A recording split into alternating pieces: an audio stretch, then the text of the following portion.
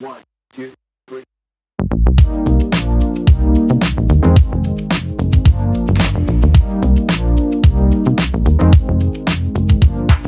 Hi everybody, good morning. Welcome back to my channel. Today I have a very exciting DIY Your DMs episode, which is a little series I do here on my channel inspired by the Sorry Girls. Now, they did this series a long time ago and I absolutely loved it. And it's essentially where I take your guys' DMs or emails or requests for projects and I try to interpret them and create them here on the channel. So I have 4 really cute projects that you guys have sent me over on Instagram, and you can always totally Instagram DM me. Make sure to follow me as well if you're not already. It is Lone Fox Home on Instagram. And you guys, I burnt my finger making one of the projects, but it was totally worth it.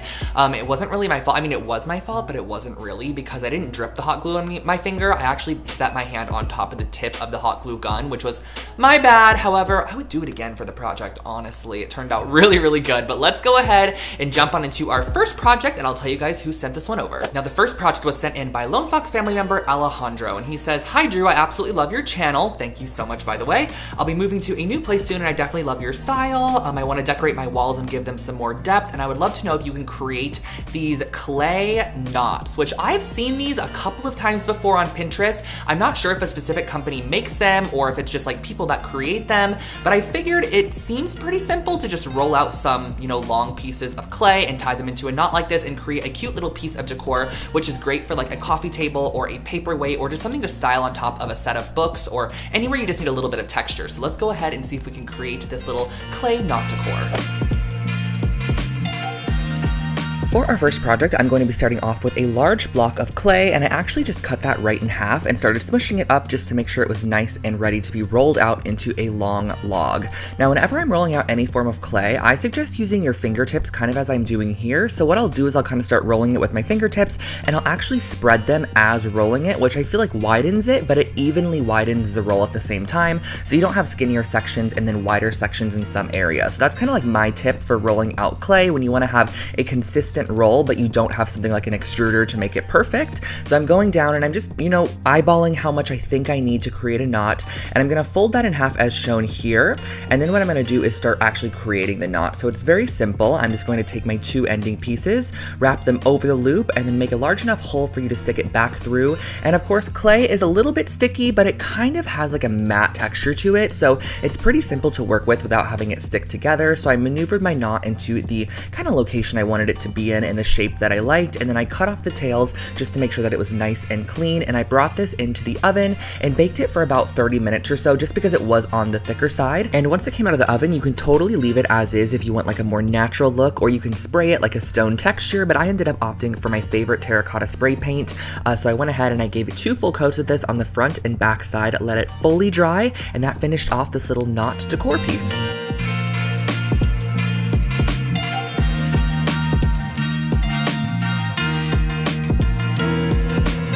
Now, our next project is the one I actually burnt my hand on. This was sent over by Courtney Jackson. So Courtney, I'm blaming you for the burn on my hand. I'm just kidding. I'm totally kidding, by the way. She said, "Hey Drew, I bought this planter secondhand and I haven't been able to find another one similar. I would love your take on it, mainly because I want more than one in my home.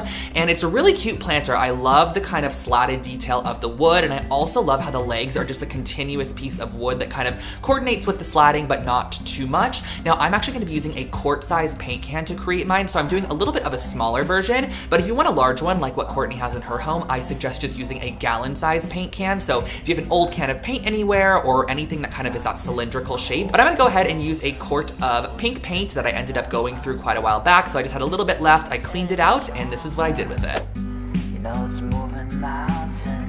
For this next project, I ended up repurposing a quart of paint, so I'm just using the can, and then I got these wooden dowels at Joann's, and I'm actually going to chop them up into the sizes that are shown here. So I have a majority of my pieces at 5 inches, and then I have 9 pieces at 6 1/4 inch. Now I'm also going to go ahead and spray the can black just to kind of camouflage it a little bit. We're going to be covering the full can. However, I just wanted to make sure that none of the silver popped through anywhere. So starting off with my 5-inch dowels, all you have to do for this process is use a strong bond hot glue like the one I'm using here, here. This is the Gorilla Hot Glue Sticks, which I love, and I'm gonna go ahead and glue the 5-inch strips. These are the exact height of our can, so I'm gonna glue these around the exterior, just making sure that they're perfectly straight and in alignment. And when you feel like you wanna go in and add a leg, all you have to do is grab one of your longer dowels and then just place one of the shorter ones next to it so you know how much glue to add to the dowel itself, and then place 3 of them next to each other, which will create the leg, and just make sure that the top is super flush with the 5-inch sections, and then continue adding your 5-inch sections until you want to add another leg section.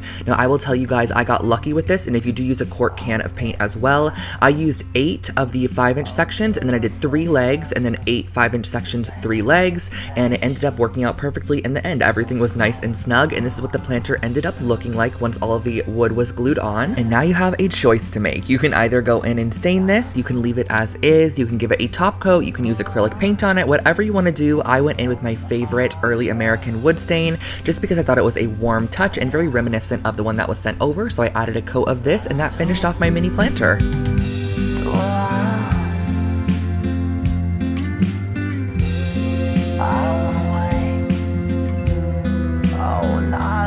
Now our next project was sent in by Lone Fox family member Mia, and she actually wanted me to create a large cabinet. And for this video, I was like, oh my gosh, a large cabinet. I don't even know how to create this. It was a $2,000 cabinet. She's like, I think you'll be able to conquer this. But she also sent along a pillow. She said, or this project, and it was literally a link. I went ahead, I copied and pasted the link in, and I was able to find that it was this really cute kind of tufted pillow, and I wanted to go ahead and do a little bit of needle punch anyways, so I figured this would be the perfect project to go ahead and share with you guys how to create a really interesting pillow like this. And this one actually retailed for, I believe, like $130, so we're gonna be making that for a fraction of the price, and let's get started on this project.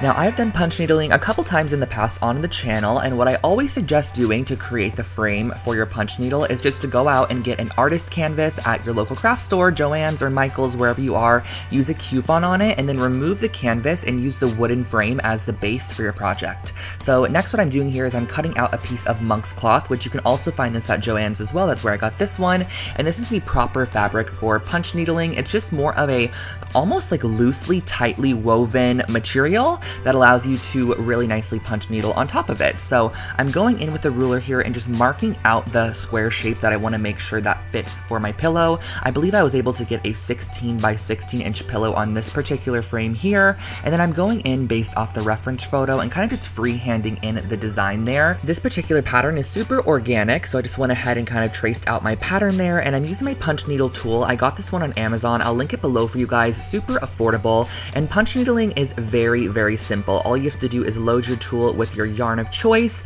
and you're just going to basically poke it through your fabric, and on the other side you're going to use your hand to kind of grasp that yarn, and you're going to hold it while you pull up. So basically on the other side of the fabric, which you can't currently see, we are creating loops, and on this front side here we're just creating these little tiny little stitches of yarn. Now this is going to be the proper side here, so the white that I'm currently doing, this is going to be the front side of the pillow. The back side is going to have a ton of loops on it, but you're going to see what I'm kind of doing with this pillow. I'm going to mix and match the textures, which I think looks really nice when it comes to punch needling. So this white section here probably took me about an hour and a half to complete, and then I'm going in with the softer green color, and I'm going to be doing the same exact technique. So I'm doing all of our kind of flat patches first, which are the ones that kind of just have the stitching on them. And when you have color, I do suggest just trying to go as close as you can to the stitch next to it, just to eliminate as much white as possible. But at the same time, I don't really mind having that white pop through because it does almost add a handmade element to this piece,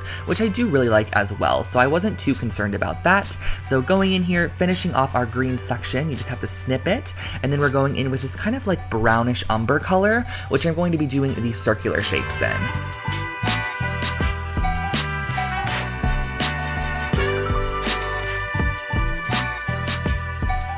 So all of our flat punch needling, as I'm calling it, is done. So as you can see, the other side, we have a ton of loops, a lot of texture on this side, which is really fun, but we want to add texture to the front side of our pillow as well. However, I really wanted to mix it up. So as you can see, I actually flipped my frame over and I'm punching through the opposite side. That way on the front side of our pillow, we have a loopy section of this dark green color, which I'm going to add to 2 different sections of the pillow just to add a little bit of visual interest. So I'm going to go ahead and punch through here. Then I'm also doing this bottom left left corner as well with that dark green color, creating a ton of really fun loops. And last but not least, I'm also using just a solid gray tone to go in and fill in this larger patch here, which is going to add a ton of texture.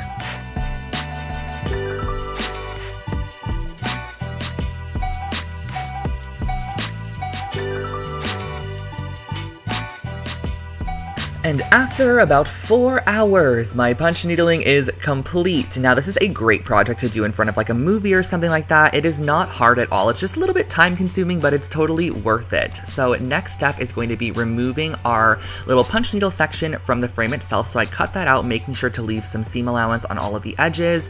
And on the back side of our punch needling, I'm actually going to iron down some fusible interfacing. And if you've never used fusible interfacing before, it is essentially a lightweight fabric where one side has glue on it, and when you place it against the fabric and iron it, the glue gets hot and of course adheres to the fabric, so that's going to hold all of the yarn in place on the back side there.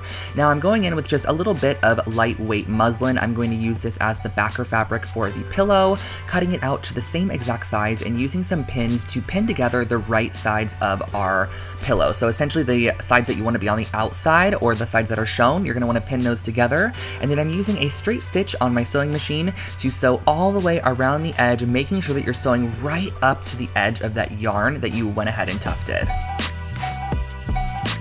So of course you're going to want to leave probably a 4-inch to 5-inch gap that you can flip your pillowcase inside out so that the right sides are showing, and then you're going to stuff it with some polyfill. I just had some excess from an old throw pillow that I'm going to repurpose, so I stuffed it as much as I wanted to, and then I hand sewed off the open edge, and that finishes off the pillow.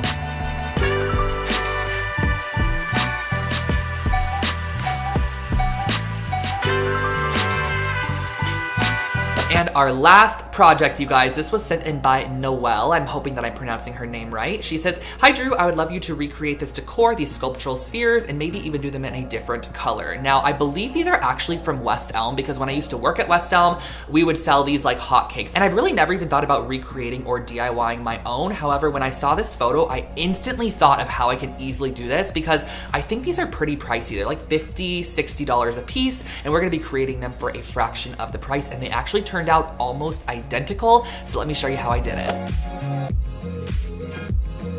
And I think this last project was my favorite one. I just love how they ended up turning out. So I got these metal rings at the craft store. I believe these ones are 10 inches and then the smaller ones are 5 inches. So I'm grabbing 2 of my 10-inch rings and I'm going to interlock them kind of in a cross shape as shown here, so that they're kind of going over the top of each other, and then using a little bit of wire. This is going to be totally hidden in the next step, so it doesn't matter what color you have, but we're going to want to bind that joint together to make sure it's nice and sturdy. So as long as you're wrapping it in literally every single direction, going diagonally, across, however many times you want, you're going to wrap this so that the joint is nice and fastened and attached, and these pieces are not coming apart.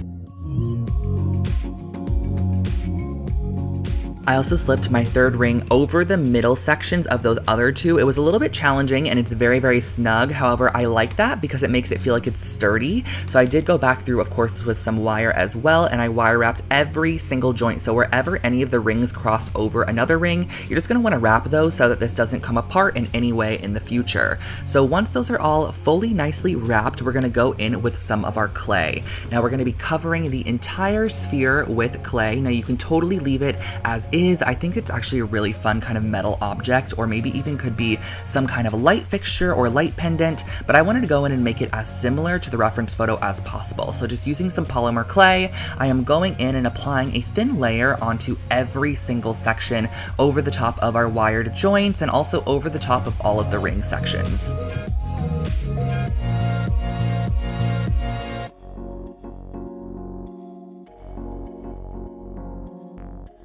Once all of your clay has been applied, I just went back through with my finger and smoothed out any creases or cracks or just anything that didn't look perfect. So that way, once we do go and bake it and we could paint it afterwards, it looks pretty perfect. So I'm actually going to be doing this smaller one as well, but I'm not going to go through every single step. It is the same exact process of wire wrapping all of the joints together and then just kind of adding all of the rings in a figuration that you personally like. And then you're going to go through and cover all of it with the clay as well.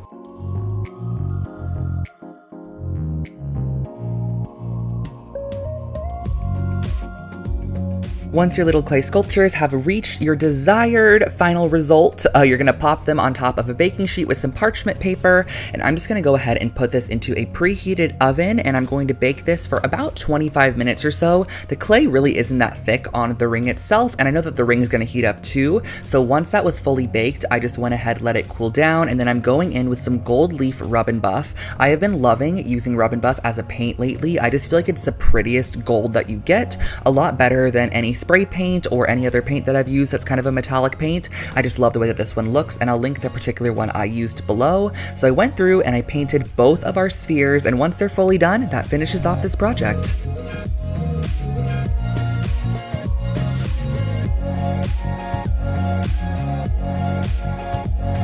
And that, guys, finishes off today's DIYing Your DMs episode. Now, I have multiple more of these videos on my channel, so if you are curious, I'll link a couple more below if you like this concept. And do not forget to also follow me over on Instagram. It is Lone Fox Home. I'll put it on the screen right there for you guys. That's a great way to just stay in contact with me, see new posts, and also, of course, you could send in your DIY requests. Now, I had so much fun DIYing these projects, and I hope that you guys did as well. Do not forget to give this video a thumbs up if you did enjoy, and I'm so excited for the next one. I actually don't even know what I'm filming next, but I'm just always excited to film for you guys. So in case you didn't know, I'm excited. But I'll catch you all on my next one. Have an amazing, amazing rest of your day, and enjoy the weather outside if it is hot where you are. It's finally getting a little bit more warm in LA, which I'm very excited about. And I will catch you all in my next one. Bye, you guys.